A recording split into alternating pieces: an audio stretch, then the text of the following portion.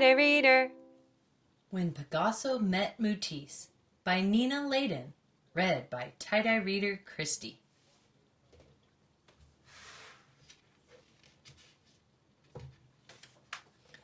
When Pigasso Met Mootisse. There once was a young pig named Pigasso. When the other piglets rolled in the mud and played games, Pigasso painted. He painted anything and everything, and in a most unusual way. At the same time, there once was a young bull named Mootisse. Mootisse was not like the other bulls. He wasn't interested in bullfighting. Mootisse was happy only when he painted pictures, and he painted big, bold, bright pictures. In time, word of Pigasso's talent spread throughout the pig provinces. Soon, art-loving pigs from all over lined up to buy his creations. At the same time, Mootisse was getting famous in the cattle community. There weren't many households that didn't own a moosterpiece. Pigasso and Mootisse were becoming art superstars, but this came with a price. Everybody wanted to see them. Art buyers, art sellers, art students, art historians, art groupies. It was an art attack. One day, Pigasso got fed up and said, "I'm tired of this noisy pig pen." At the same time, Mootisse declared, "I'm sick of this crowded cow town." Needing a change, they both decided to look for a peaceful place where they could paint without distractions. So each of the two artists looked far and wide for the perfect spot. Pigasso found a lovely farm looking towards the east. Mootisse found a handsome farm facing the west. After Pigasso moved in, he went to introduce himself to his new neighbor across the road. At the same time, Mootisse went to introduce himself to his new neighbor across the road. That is how Pigasso met Mootisse. And coincidentally, that is how Mootisse met Pigasso. At first, Pigasso and Mootisse were friendly and welcomed each other as neighbors. But soon things began to change.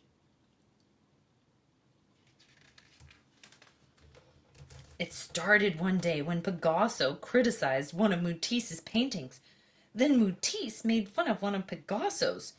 Mootisse called Pigasso an art hog. Then Pigasso called Mootisse a mad cow. Mootisse quipped, "You paint like a 2-year-old." Pigasso retorted, "You paint like a wild beast." Mootisse raged, "Your colors look like mud." Pigasso spat, "Your paintings look like color by numbers."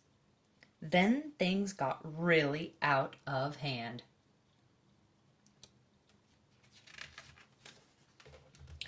It was a modern art mess.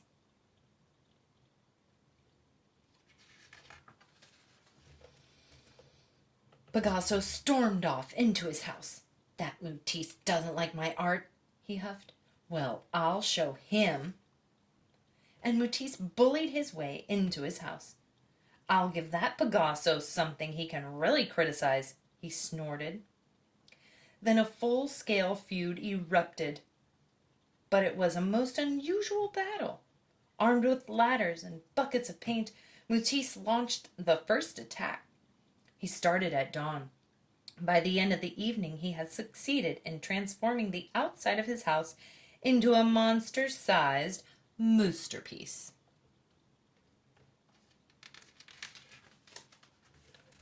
Not to be outdone, Pigasso fired up his paintbrushes and in full view of the enemy counterattacked.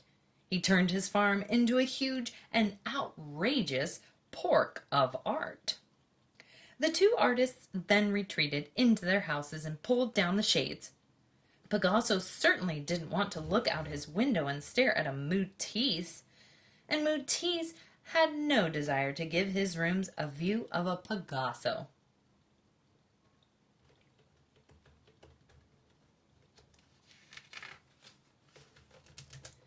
This presented a problem, and there seemed to be only one solution. Without a word to each other, Pigasso and Mootisse each began to build a huge wooden fence down the middle of their road.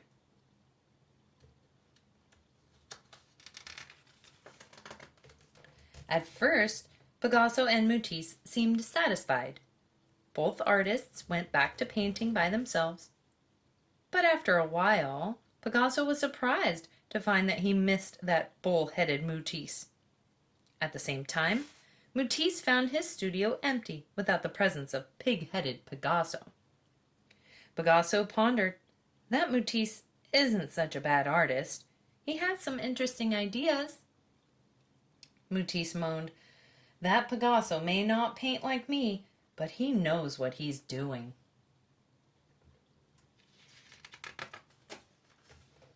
However, being naturally pig-headed and bull-headed, neither artist knew how to apologize to the other. So they did what they do best. They let their paintbrushes do the talking.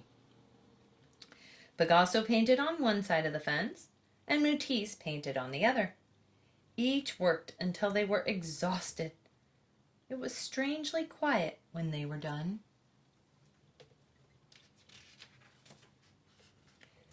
Then, curious to see what Mootisse had been doing, Pigasso sprinted around to the other side. At the same time, Mootisse galloped over to Pigasso's side.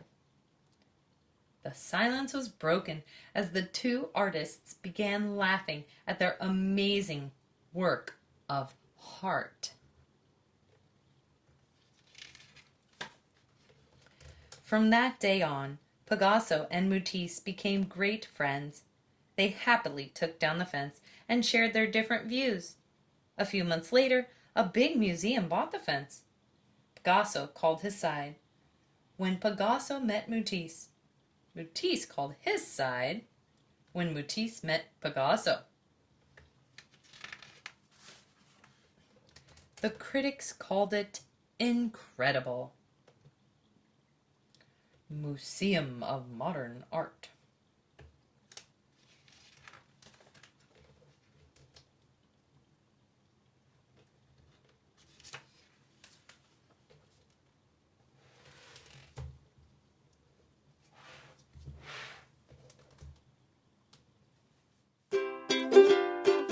Tighter reader.